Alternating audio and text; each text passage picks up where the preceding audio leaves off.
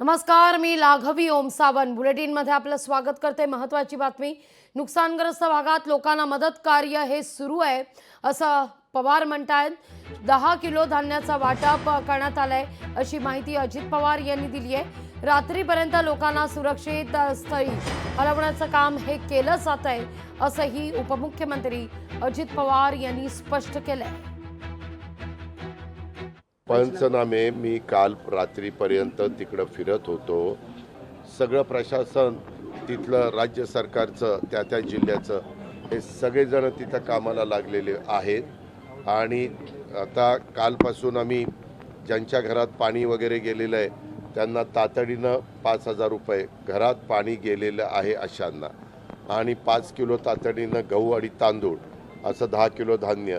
परंतु काल माझ्या लक्षात आलं की तिथं त्यांची घरच्या घरं पाण्यामध्ये गेलेले असल्यामुळे सगळं त्यांचं धान्य बिन्न भिजलेलं आहे, धान्य खराब पण झालेलं आहे आणि त्याच्यामुळं त्यांना लगेचच कुठं चांगला निवारा मिळत नाही। काही बाबतीमध्ये आपण शाळांमध्ये किंवा तिथं कार्यालय वगैरे असेल तिथं शिफ्ट केलेलं आहे।